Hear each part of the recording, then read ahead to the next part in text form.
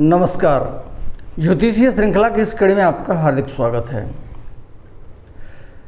पिछले वीडियो में हम कुंडली के अनुसार जातक की मृत्यु के स्थान का ज्ञान कैसे प्राप्त करें, इस विषय से संबंधित सूत्रों का अध्ययन कर रहे हैं।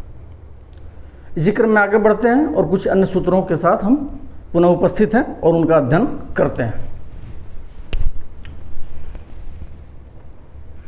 यदि लग्न से 22वें दृष्कांड का स्वामी अथवा अष्टम स्थान का स्वामी मंगल हो और नवम स्थान में बैठा हो तो जातक की मृत्यु परदेश में होती है। लग्न से 22वां दृष्कांड हम पहले से जानते हैं कि लग्न से 22वां दृष्कांड अष्टम स्थान का प्रथम दृष्कांड होता है। तो कहा जा रहा है कि लग्न से 22वें दृष्कांड का स्वामी या अष्टम भाव का स्वामी मंगल हो और नवम स्थान में बैठा हो तो जातक की मृत्यु परदेश में होती है, अपने घर से बहुत दूर दूसरे स्थान में होती है। अगला सूत्र है, यदि लग्न से 22वें दृष्कांड का स्वामी अथवा अष्टम स्थान का स्वामी बुध या शुक्र हो तथा नवम स्थान में बैठा हो तो जातक की मृत्यु द्वारिका तीर्थ में होती है। लग्न से 22वें दृष्कांड का स्वामी या अष्टम भाव का स्वामी बुध या शुक्र हो, अर्थात या तो अष्टम भाव में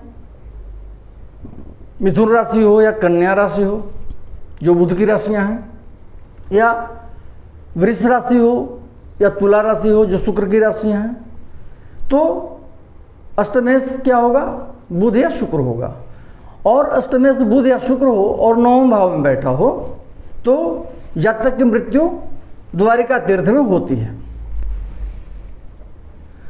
यदि लग्न से 22वें दृष्कांड का स्वामी अथवा अष्टम स्थान का स्वामी बृहस्पति हो और लग्न से नवम स्थान में बैठा हो तो जातक की मृत्यु प्रयाग तीर्थ में होती है। क्या है, लग्न से 22वें दृष्कांड का स्वामी या अष्टमेश बृहस्पति हो, अर्थात अष्टम भाव में या तो धनु राशि हो या मीन राशि हो और वैसा बृहस्पति अष्टमेश होकर के नवम भाव में बैठा हो तो जातक की मृत्यु प्रयाग तीर्थ में होती है। अगला सूत्र है, यदि लग्न से 22वें दृष्कांड का स्वामी अथवा अष्टम स्थान का स्वामी चंद्रमा हो और लग्न से नवम स्थान में बैठा हो तो जातक की मृत्यु काशी तीर्थ में होती है, अर्थात अष्टमेश चंद्रमा हो।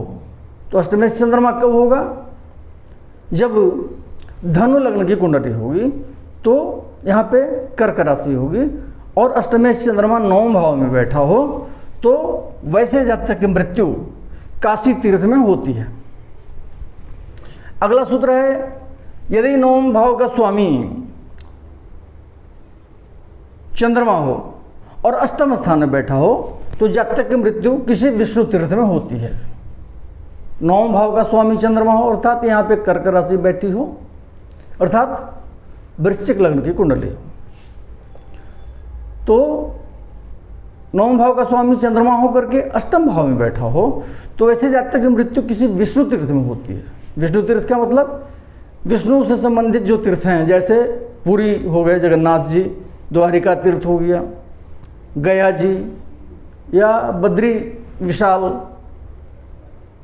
या अयोध्या जी, ऐसे विष्णु तीर्थ में जातक की मृत्यु होती है।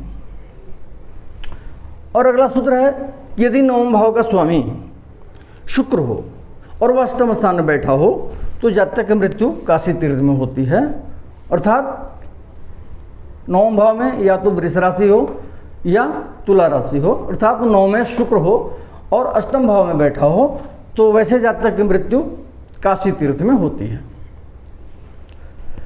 जातक की मृत्यु के ज्ञान से संबंधित कुछ अन्य सूत्रों के साथ हम पुनः अगले वीडियो में उपस्थित होंगे। नमस्कार।